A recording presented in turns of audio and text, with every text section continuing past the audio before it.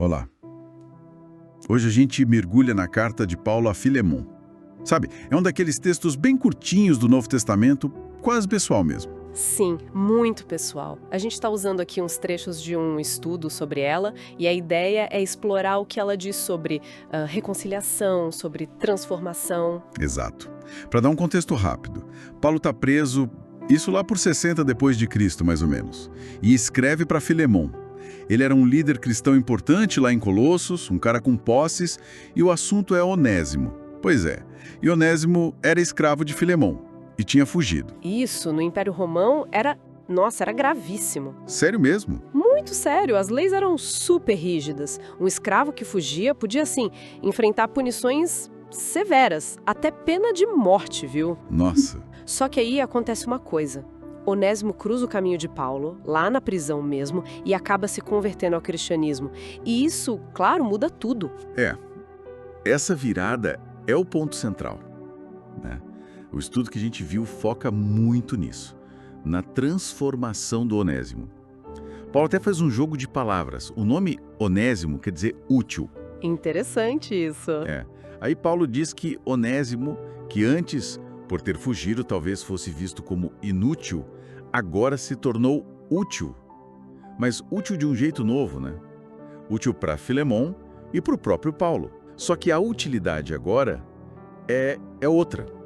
Ele é um irmão amado. Exatamente, deixa de ser tipo uma propriedade fugitiva para ser parte da família espiritual, né? Uma redefinição total. Total. E o jeito que Paulo aborda Filemon é notável. Ele podia usar a autoridade de apóstolo, mandar Filemon aceitar, mas não. Ele não faz isso. Não, ele apela. A carta diz em nome do amor. Pede para Filemon receber Onésimo de volta, mas não mais como escravo, como um irmão em Cristo, um igual. Uau! Isso mostra respeito pela decisão de Filemon, claro, mas ao mesmo tempo estabelece um padrão cristão, radicalmente novo para a época. Essa abordagem já é um desafio por si só, né? Apelar em vez de ordenar. E o estudo vai além. Sugere que essa história pessoal, ela tem ecos maiores, tipo quase uma miniatura do próprio Evangelho. Essa parte é poderosa mesmo. Como é que essa analogia funciona nos detalhes, segundo o material? Olha só, o estudo traça uns paralelos bem fortes. Onésimo foge do senhor dele, Filemon. Assim como a humanidade se afasta de Deus, pelo pecado. Entendi. Aí Paulo entra como intercessor, como mediador por Onésimo. Isso lembra Cristo, nosso mediador com o Pai. Faz sentido. E tem mais. Paulo se oferece para cobrir qualquer prejuízo. Tipo, se ele se deve algo, põe na minha conta.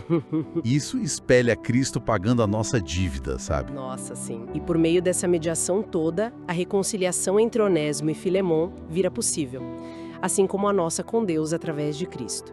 E a transformação final, de escravo inútil para irmão útil, que reflete a gente se tornando nova criatura em Cristo. Então, esse pedido de Paulo não é só um favor pessoal, é um reflexo da ação de Deus.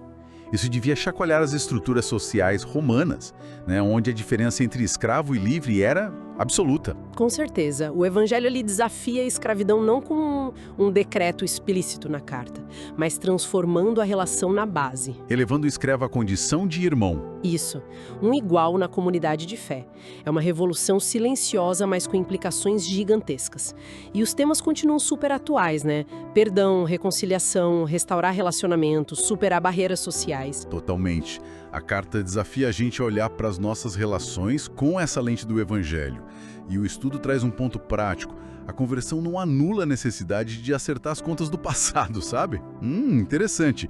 A transformação inspira a restauração. E claro, o desafio para o próprio Filemon, lidar com aquele senso de justiça ferido para conseguir perdoar de verdade.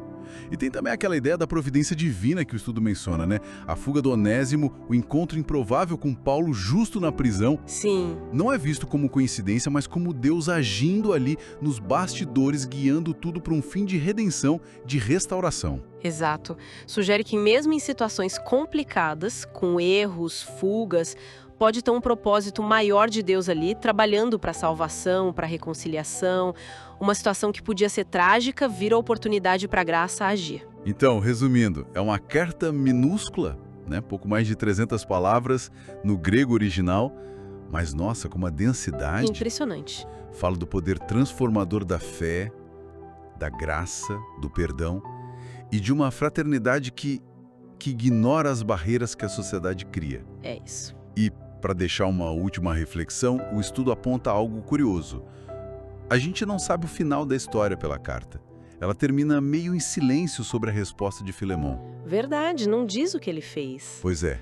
E talvez esse silêncio seja de propósito, sabe? Um convite pra gente. Como é que nós reagimos quando somos confrontados com a necessidade de perdoar, de reconciliar, de restaurar laços, superando o orgulho ferido, as divisões? A história de Filemon e Onésimo fica ali, em aberto, de certa forma, convidando a gente a escrever a nossa própria resposta, na prática do dia a dia. Material em PDF disponível por apenas R$ 19,90. Só chamar no direct ou privado.